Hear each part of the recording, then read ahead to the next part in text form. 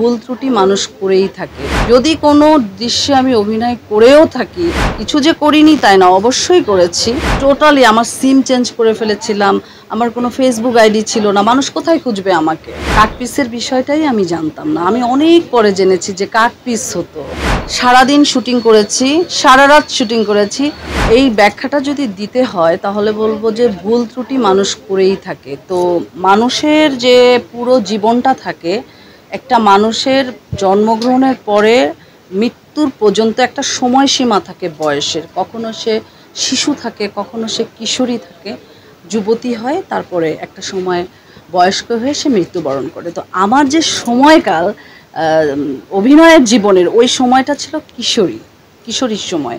So একটা বাচ্চা মেয়ে, ছোট মেয়ে, যার বয়স অনেক কম, যার একটা শক্ত গার্জিয়ান ছিল না, একেবারে খুলনার মফস্বল থেকে উঠে আসা আমি, কিন্তু একদম ঢাকা শহরের যে এই চাকচক্যময় জীবন আমরা কিন্তু দেখিনি। আমরা শহরে, খুলনা শহরের একটা ছোট্ট একটা শহরের ভিতর আমার জন্মগ্রহণ।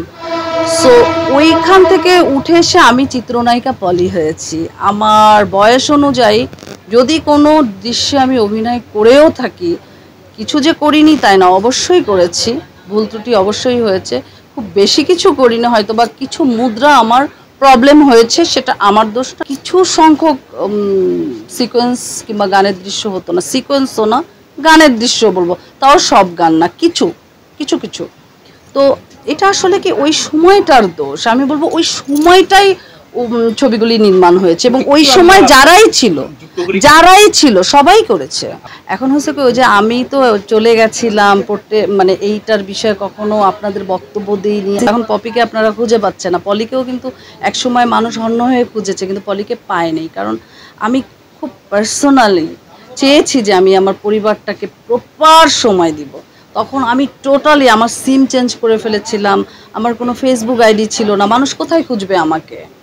সো ওরকম একটা ক্ষেত্রে আমার এই যে মন্তব্যগুলি করা হয়েছে, যা কিছু আমাকে নিয়ে আলোচনা হয়েছে, সেটার যে একটা সুন্দর জবাব দেওয়া, সেই জবাব দেওয়ার জায়গাটা আমি করে যাইনি।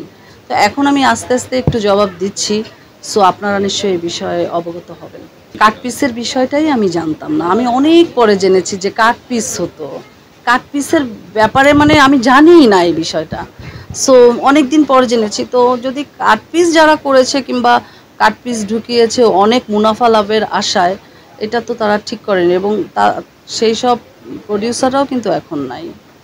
তো আমি মনে করি যে তখন তো কমার্শিয়াল দিচ্ছিলই, এটা না ঢুকালে তো ওইটাই থাকতো। সিনেমার বাজার তো ভালোই চাঙ্গা ছিল ওই সময়টা। আমি খুব পরিশ্রমী একটি মেয়ে। আমি যখন আমার ক্যারিয়ার ছিল, আমি যখন আমার ক্যারিয়ারে ফোকাস দিয়েছি, ওই সময় আমি মানে অনেক পরিশ্রম করেছি আমি আমার লাইফে। আমি জানি না কোনো নায়িকা সারাদিন শুটিং করেছি, সারা রাত শুটিং করেছি, সারাদিন পরের দিন শুটিং করেছি, তার বিকালের শিফট শুটিং করেছি, তারপরের দিন কক্সবাজার চলে গেছি। কক্সবাজার যাওয়ার পরে, প্লেন থেকে নামার পরে আমি যখন হোটেলে গেছি, আমাকে রেস্ট দেয়নি তারা।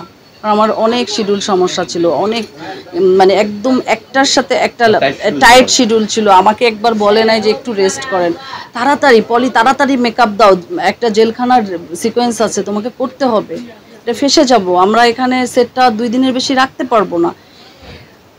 তো এই যে এত মুভি করেছি, এটা পরিশ্রমের কারণে। যখন আমি এই ফিল্ম ইন্ডাস্ট্রি, যখন আমি চিন্তা করেছি যে এখান থেকে আমি কুইট করব, চলে যাব, তখন কিন্তু আমি চিন্তা করেছি যে না, প্রত্যেকটা মানুষের জীবনে একটা কর্মময় জীবন থাকা উচিত। শুধু ব্যক্তি লাইফ নিয়ে থাকলে সে পাগল হয়ে যাবে, ডিপ্রেস হবে। আমি আমার কর্মময় জীবনটা এখান থেকে গুছিয়ে দেন আমি এখান থেকে সুইচ করি।